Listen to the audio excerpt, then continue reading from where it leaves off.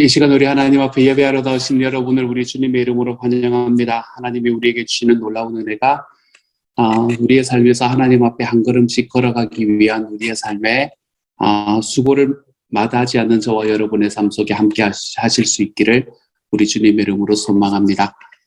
사랑하는 하나님, 하나님께서 저희들에게 이 땅 속에서 나의 삶을, 나의 말씀을 지키고 나의 말씀대로 살아가는 사람을 내가 찾고 있다.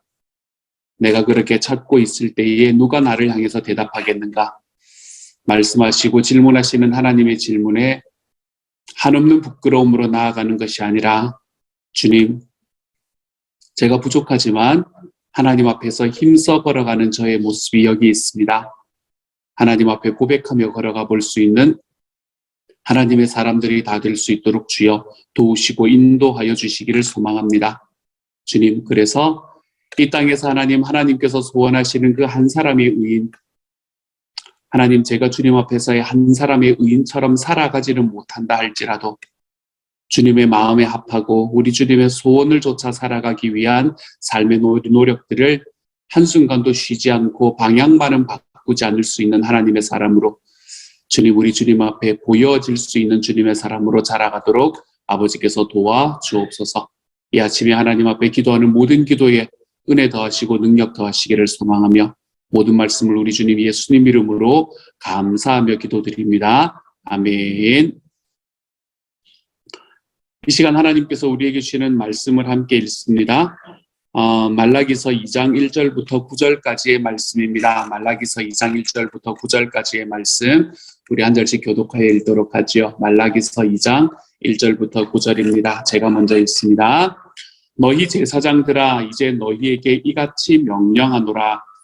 만군의 여호와가 이르노라. 너희가 만일 듣지 아니하며 마음에 두지 아니하여 내 이름을 영화롭게 하지 아니하면 내가 너희에게 저주를 내려 너희의 복을 저주하리라. 내가 이미 저주하였나니 이는 너희가 그것을 마음에 두지 아니하였음이라. 보라, 내가 너희의 자손을 꾸짖을 것이요 똥 곧 너희 절기의 희생의 똥을 너희 얼굴에 바를 것이라. 너희가 그것과 함께 제하여 버림을 당하리라. 만군의 여호와가 이르노라. 내가 이 명령을 너희에게 내린 것은 레위와 세운 나의 언약이 항상 있게 하려 함인 줄을 너희가 알리라. 레위와 세운 나의 언약은 생명과 평강의 언약이라. 내가 이것을 그에게 준 것은 그로 경외하게 하려 함이라. 그가 나를 경외하고 내 이름을 두려워하였으며 그의 입에는 진리의 법이 있었고 그의 입술에는 불의함이 없었으며 그가 화평함과 정직함으로 나와 동행하며 많은 사람을 돌이켜 죄악에서 떠나게 하였느니라. 제사장의 입술은 지식을 지켜야 하겠고 사람들은 그의 입에서 율법을 구하게 되어야 할 것이니 제사장은 만군의 여호와의 사자가 되거늘 너희는 옳은 길에서 떠나 많은 사람을 율법에 거스르게 하는도다. 나 만군의 여호와가 이르노니 너희가 레위의 언약을 깨뜨렸느니라. 함께 읽습니다.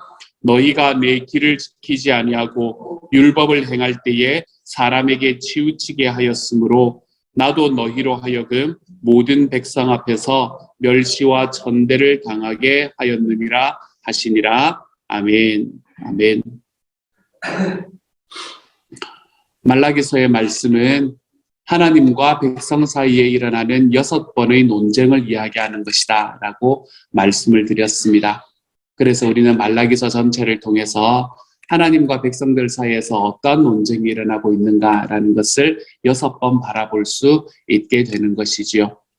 6번을 바라보는데 첫 번째 논쟁, 우리가 첫 번째 했던 논쟁은 우리가 지난주 토요일 날 보았던 바로 그 말씀입니다.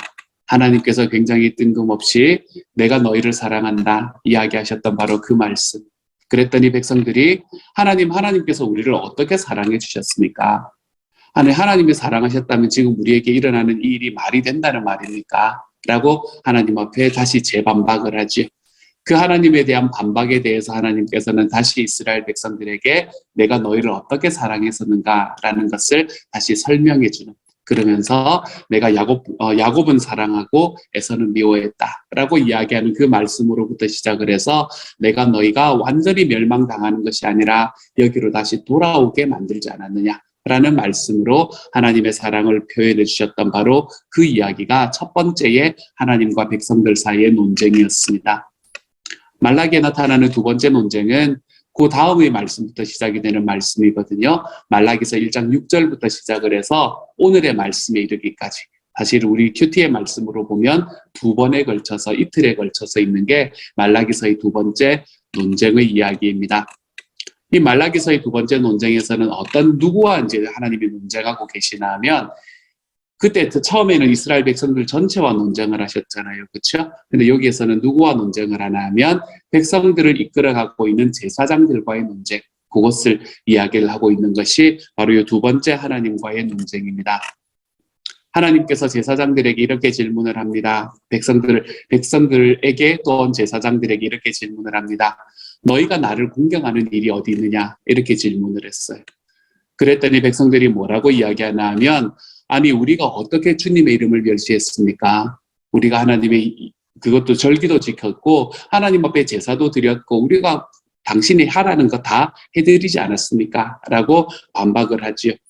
그것에 대해서 하나님께서 재반박을 하셨던 내용이 무언가 하면, 너희들의 제사장들은 나에게 제사는 드렸지만 병들고 눈 멀고 흠 있는 짐승들을 제사로 드리지 않았냐?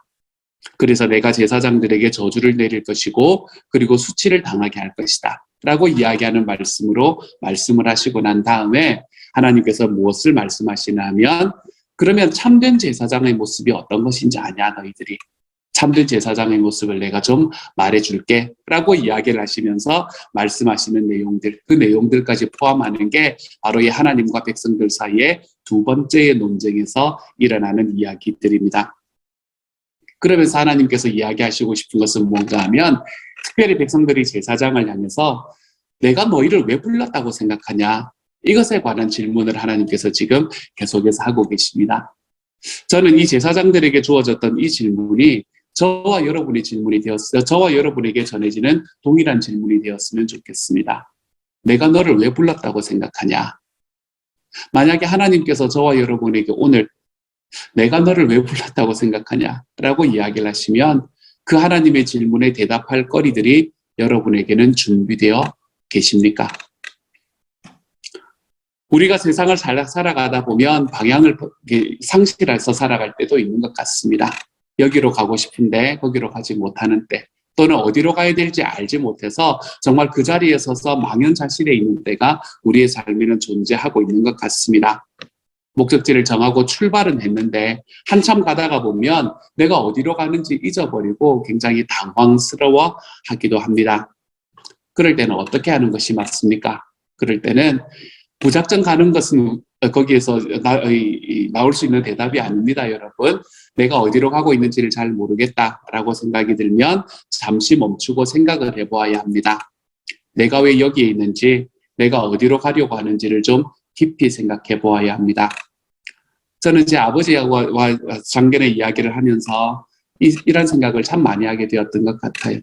제 아버지가 자동차를 버리게 되시지 자동차 운전을 안 하게 되겠다라고 이제 안 해야 되겠다라고 마음먹으셨던 이유 중에 하나가 그거였다고 말씀을 하시더라고요.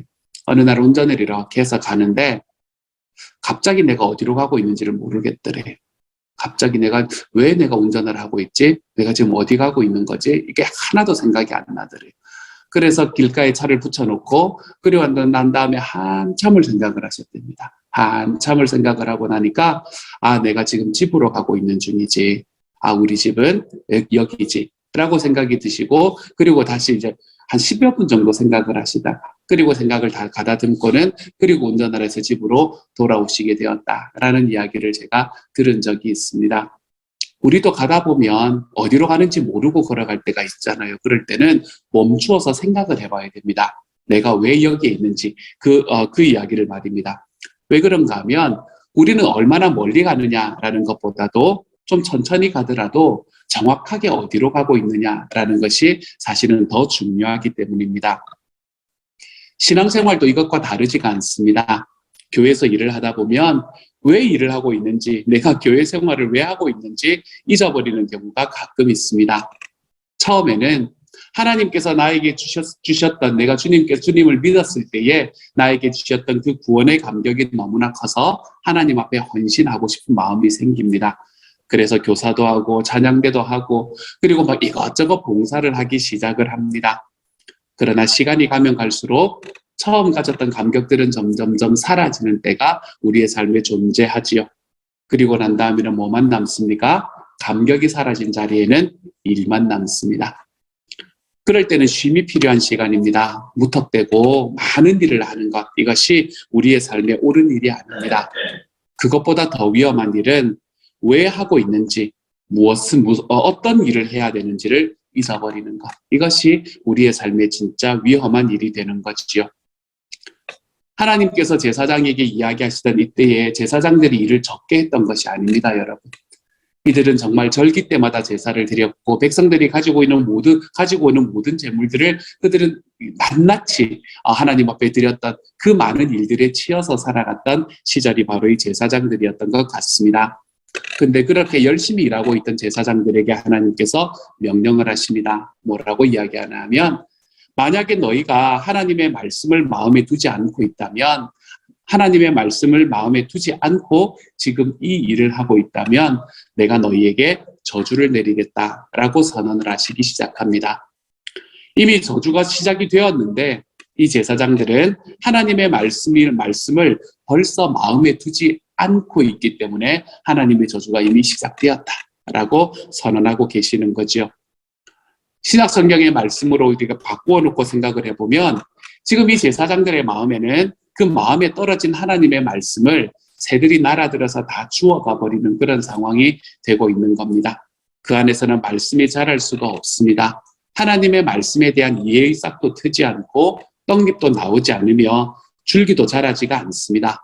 그래서 이 제사장들의 마음은 마치 예수님께서 비유하셨던 그 비유 속에 나오는 길가와 같은 상황, 그 상황이 이 제사장의 마음이었던 것 같아요. 하나님의 말씀을 마음에 둔다라는 것은 무엇을 말하나 하면 그 하나님의 말씀을 소중하게 여긴다라는 것을 의미하는 것입니다. 자신의 모든 소중한 것보다 더 소중하게 여기는 것. 성경의 말씀 그대로 이야기하면 우리의 삶에 심지어 나의 목숨보다 더 소중하게 여겨보는 것, 그것을 하나님의 말씀을 마음에 둔다라고 이야기하는 것이 우리에게 말해주는 의미가 됩니다. 목숨과 뜻과 정성을 다해서 하나님을 사랑하는 것, 이것이 바로 말씀을 마음에 두는 것이지요. 말씀을 마음에 둔다라는 것은 말씀을 심는다라는 것을 이야기하는 것이고요. 그리고 그 심겨진 말씀이 내 삶 속에서 더 잘 자라나도록 우리들의 삶의 중심을 이 말씀이 자라는 것에 둔다라는 것을 말하는 것이 바로 말씀을 마음에 둔다라는 것입니다. 하나님께서 이렇게 너희가 내 말씀을, 내 이야기를 마음에 두어라 라고 제사장들에게 명령하실 때에 하나님께서 그들에게 요구하셨던 것은 딱 하나입니다. 뭔가 하면 여호와 하나님의 이름을 거룩하게 해라. 이걸 이야기를 하고 있는 거예요.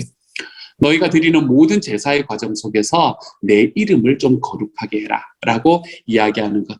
그리고 하나님을 좀 경외하고 두려워해라 라고 이야기하는 것. 오늘 2절의 말씀에 나오는 이야기지요. 그렇죠? 그것이 하나님께서 제사장들에게 해주셨던 이야기입니다.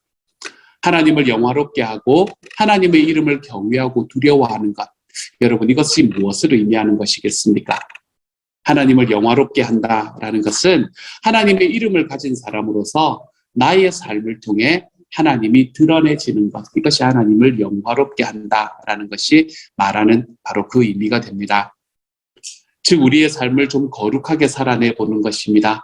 이 세상에 살아가는 삶의 가치와는 좀 다른 하나님께서 우리에게 말씀하시는 그 하나님의 가치에 합당하게 살아가 볼 수 있는 삶을 나의 삶을 통해서 살아내보는 것, 이것이 우리 주님을 영화롭게 한다라는 말의 의미가 되는 것이지요.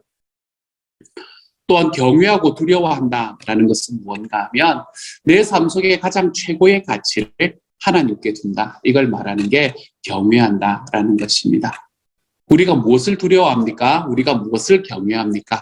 사실은 우리의 삶에 가장 소중한 것을 내가 이루는 것, 그것을 우리의 삶에서 내 삶의 우선순위로 둘 때에 우리는 그것을 경외하는 모습을 우리가 우리의 삶에서 나타내 보일 수 있게 되는 것 아니겠습니까? 그렇죠? 그러니까 하나님을 경외한다라는 것은 하나님을 우리의 삶의 가장 우선순위에 두는 것을 이야기를 하는 겁니다. 하나님께서 지금 제사장들에게 요구하는 것은 바로 이런 것들을 요구하고 계시는 거예요. 하나님의 이름을 가진 사람으로서 삶에서 하나님의 이름을 좀 드러내면서 살아라. 그리고 또 삶의 우선순위를 좀 나로 두어라. 이렇게 이야기하시는 이 두 가지의 말씀으로 제사장들에게 나아가고 있는 것이지요. 사실 이 제사장이 배출이 되었던 레위지파, 이 레위지파는 여러분 역사상으로 바라보면 저주받은 지파로부터 시작을 했다라는 것을 우리는 성경을 통해서 알 수 있게 됩니다. 이들의 조상은 어떤 사람이었나 하면 야곱의 아들이었던 레위라는 사람이었습니다. 이 레위라는 사람은 어떤 사람이나 하면 자기의 누이였던 디나, 그 디나로 인한 분노로 그 세겜 사람들을 무차별 학살했던 사람, 바로 그 사람이 이 레위라는 사람이었지요. 그래서 이 디나의 친오빠였던 시므온과 레위는 복수에 불타서 그들로 할례를 받게 하고 그리고 가장 아파하던 제3일에 칼을 차고 들어가서 그 성을 비습해서 그 모든 남자들을 다 죽이고 그리고 그들의 우두머리였던 하물과 그의 아들까지도 다 죽여버립니다. 이 사건으로 인해서 야곱은 처음 약속했던 약속을 지키기 위해서 베델로 돌아가지만 시므온과 레위는 이 야곱에게 저주를 받는 것으로부터 그들의 이 지파의 인생을 시작을 합니다. 어떻게 저주를 받는가 하면요. 창세기 49장 5절부터 7절의 말씀에 나타나는 이 야곱의 이야기를 한번 들어보세요. 야곱은 시므온과 레위, 자기의 아들들을 향해서 이렇게 말합니다. 시므온과 레위는 단짝 형제다. 그들이 휘두르는 칼은 난폭한 무기다. 나는 그들의 비밀 회담에 들어가지 않으며 그들의 회의에 끼어들지 않을 것이다. 그들은 화가 난다고 사람을 죽이고 장난삼아 소의 발목 힘줄을 끊었다. 그 노여움이 혹독하고 그 분노가 맹렬하니 저주를 받을 것이다. 그들을 야곱 자손 사이에 분산시키고 이스라엘 백성 사이에 흩어버릴 것이다. 자기의 아들들을 향한 이 아버지 야곱의 소위 말하는 축복의 말씀, 이것이 바로 이 이야기였습니다. 이 레위지파는 하나님의 제사장으로 세움을 받았던 레위지파는 처음부터 이렇게 저주받은 것으로부터 시작이 되었던 지파가 되었지요. 이 야곱의 이야기처럼 시므온과 레위 지파는 결국에 안정적인 땅을 얻지 못하고요. 백성들 사이로 흩어져 버리는 것을 경험하게 됩니다. 시므온 지파는 제대로 땅을 얻지 못해서 유다 지파의 안에 이렇게 자리 잡게 되기는 했었지만 결국에는 유다 지파와 그 근처 지파로 흡수되어 버리고 맙니다. 레위 지파는 어땠습니까? 레위 지파도 이렇게 흩어져 버릴 운명에 처해 있었지만 이들은 출애굽의 과정 속에서 비느하스라는 사람이 생각보다 대단한 사람이었습니다. 여러분, 이 비느하스라는 사람의 충성으로 인해서 하나님의 성막을 지키는 지파로 구분되어서 하나님을 섬길 수 있게 됩니다. 그래서 일반 지파들은 6개의 도피성에 흩어지고 제사장들은 성전에 들어가서 그 제의를 주관하기에 이르지요. 그래서 가장 미천한 저주받은 자리에서 가장 존귀한 제사장의 자리까지 올라왔던 지파, 그것이 바로 이 레위 지파였습니다. 이 레위 지파가 하는 일은 제사 의식만 진행하는 것이 아니었습니다. 이들은 율법을 백성들에게 가르쳐야 했고 그 백성들의 삶을 돌보는 일을 해야만 했었습니다. 백성들이 하나님의 백성답게 살도록 끊임없이 지도하는 책임, 이것이 바로 레위 지파가 맡았던 책임이었지요. 그들은 입술의 지식을 지켜야 했고 그의 입에서 율법을 구해야 한다라고 가르칩니다. 왜냐하면 제사장은 만군의 여호와의 사자이기 때문이다 라고 오늘의 7절의 말씀은 이야기합니다. 그들은 보이지 않는 하나님을 대신하여 하나님을 보여주고 들려주는 존재입니다. 왜냐하면 그들은 하나님의 가장 가까이에 있는 사람들이었기 때문이지요. 그런데 8절의 말씀을 보면 그랬던 그들이, 그렇게 해야 하는 그들이 오히려 옳은 길에서 떠나 많은 사람을 율법에 거스르게 하고 있습니다. 이 레위 지파는 이 제사장들은 하나님을 보여주는 존재였습니다. 그의 입술은 하나님의 입술이었고 그의 혀는 하나님의 혀가 되어야 했었습니다. 그래서 하나님은 율법을 그들에게 주었고 속죄의 제사를 하는 일들을 그들에게 맡겼습니다. 그런데 이 제사장들은 하나님의 율법을 어김으로써 그것을 보는 모든 백성들이 제사장의 이 어그러진 길을 따라가도록 만들었던 그런 길로 걸어갔었지요. 하나님께서 주셨던 이 레위의 언약, 내가 이 레위 지파를 나를 섬기는, 나의 제사를 섬기는 사람으로 그러한 축복을 내가 이들에게 주겠다라고 말씀하셨던 하나님께서 주셨던 이 레위의 언약을 깨뜨려 버렸던 사람이 바로 이 레위 지파 제사장들이었습니다. 그래서 하나님께서는 마지막으로 그들에게 경고합니다. 너희가 율법을 지키지 않고 사람들을 그릇된 길로 이끌었으니 내가 너희를 백성들 앞에서 멸시와 천대를 받게 하겠다라고 이야기합니다. 여러분, 백성들이 제사장들을 존경하는 이유가 무엇입니까? 제사장이 멋있어서 그랬겠습니까? 그들이 잘생겨서 그랬겠습니까? 그들이 똑똑해서 그랬겠습니까? 그렇지 않습니다. 백성들이 제사장을 존경하는 이유는 그 제사장들에게 하나님의 이름이 있기 때문에 그랬습니다. 하나님께서 맡겨주신 사명이 그 제사장들에 있었기 때문에 그 사명 때문에 그들을 통해서 나타나는 하나님의 이름 때문에 그들은 제사장들을 존경했었습니다. 그런데 더 이상 그들에게 여호와의 율법이 없고 그들에게 여호와께 나아가는 길이 없어져 버린다면 여러분, 백성들이 제사장들을 존경해야 될 이유가 어디에 있단 말입니까? 예수 그리스도께서 이 땅에 오시고 그리고 난 다음에 우리가 예수님의 이름으로 구원받고 난 다음에 주님께서는 우리 모두에게 너희는 왕과 같은 제사장이다 라고 이야기하셨습니다. 제사장이 하나님 앞에 이렇게 살아야 되는 것처럼 제사장이 하나님의 이름을 그들의 삶에서 드러내면서 살아내야 됐고 그리고 그들이 존경받는 이유가 그들에게서 여호와의 이름, 하나님의 이름을 그들에게서 볼 수 있었기 때문에 백성들이 존경했던 것처럼 왕 같은 제사장으로 살아가는 저와 여러분도 우리의 삶에서 하나님의 이름이 보여질 때 사람들이 우리를 존경하는 자리로 들어갈 수 있게 되는 겁니다. 하나님 이름은 우리의 삶에서 보인다는 말은 무슨 이야기입니까? 주님을 영화롭게 한다라는 말과 동일한 이야기입니다.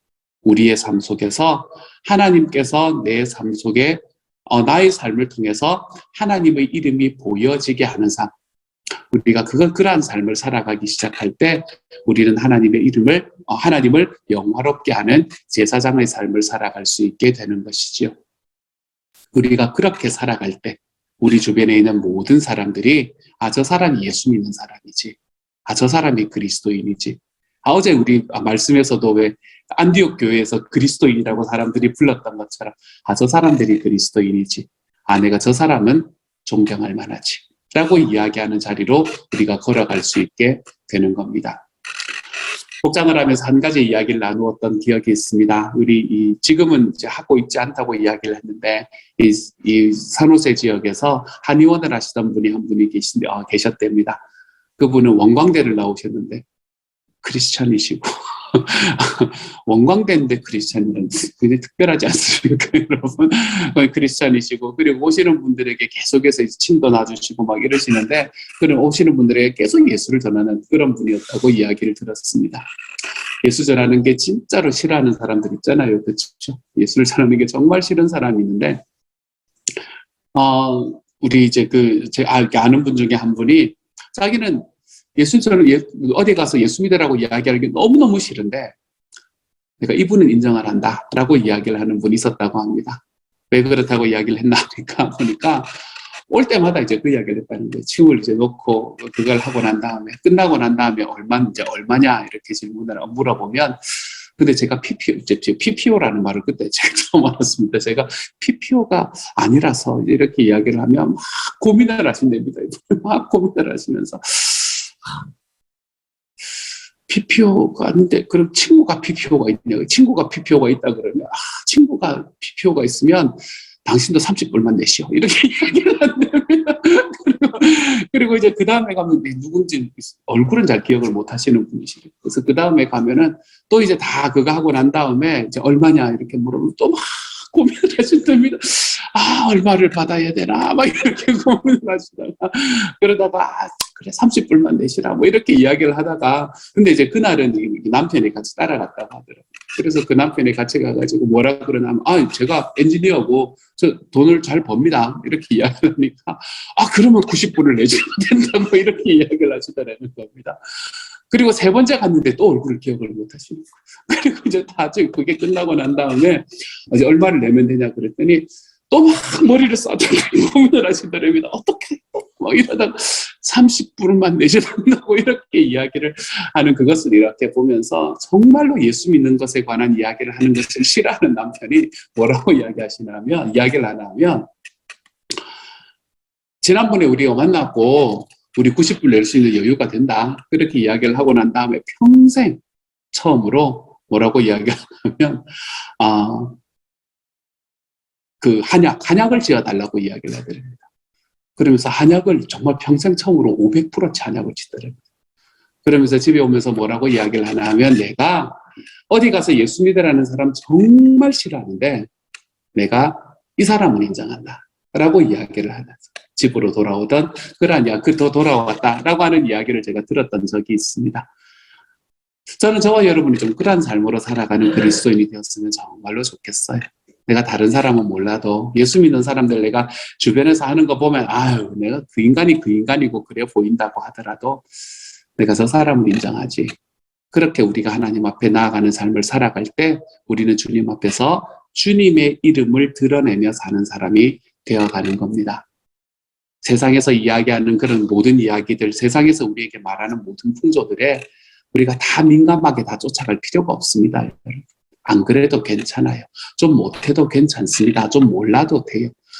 뭐 핸드폰 잘 못하면 어떻습니까?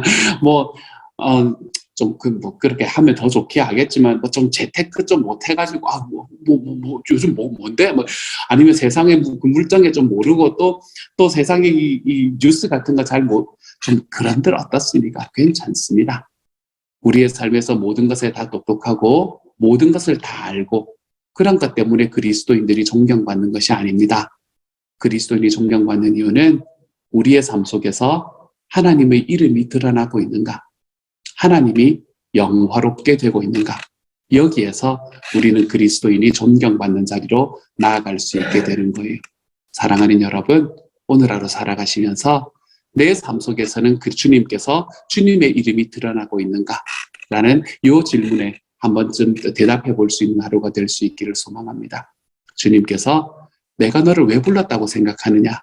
라는 이 질문에 대해서 우리가 하나님 앞에 바르게 대답할 수 있는 주님의 사람이 되어갔으면 좋겠고요. 그래서 이 땅을 살아가는 왕 같은 제사장으로 살아가면서 저와 여러분이 하나님 앞에서 우리 주님의 이름을 영화롭게 하며 살아가는 하나님의 사람. 저는 저와 여러분이 그러한 사람으로 살아가서 정말 백성들이 제사장들을 그런 사람들이기 때문에 존경했던 것처럼 저와 여러분도 이 땅에서 우리가 하나님의 이름을 드러내는 사람이기 때문에 사람들에게서 존경받는 하나님의 사람, 저는 저와 여러분이 그러한 자리로 좀 걸어가 볼 수 있는 하나님의 사람들이 되어가시기를 우리 주님의 이름으로 축복합니다. 이 시간 같이 한번 기도합니다. 제가 한번 기도하고요. 여러분이 기도하고 주님께서 가르치신 기도를 하고 여러분이 기도를 함께 합니다. 같이 기도합니다.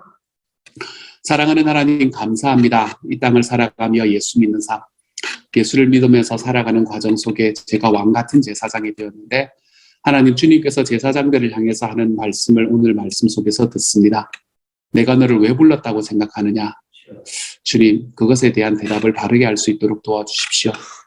주님 소원 쫓아가면서 주님께서 원하시는 일을 하기 위해서 내 주님을 영화롭게 하기 위해서 제가 주님 앞에 부르심을 받았습니다. 그것에 대해서 확실하게 하나님 우리의 마음에 새겨질 수 있도록 도와주시고 그래서 우리 살아계시는 하나님의 크신 능력과 은혜가 하나님 우리의 마음속에서 주님의 이름이 드러날 수 있는 하나님의 사람, 주님 그러한 하나님의 사람이 되어갈 수 있도록 오늘 하루를 지켜보아요 주옵소서. 모든 말씀 우리 주님 예수님 이름으로 기도드립니다. 아멘. 하늘에 계신 우리 아버지여, 이름이 거룩히 여김을 받으시오며 나라 임하옵시며 뜻이 하늘에서 이룬 것 같이 땅에서도 이루어지이다. 오늘날 우리에게 일용할 양식을 주옵시고 우리가 우리에게 죄 지은 자를 사하여 준 것 같이 우리 죄를 사하여 주옵시고 우리를 시험에 들게 하지 마옵시고 다만 악에서 구하옵소서.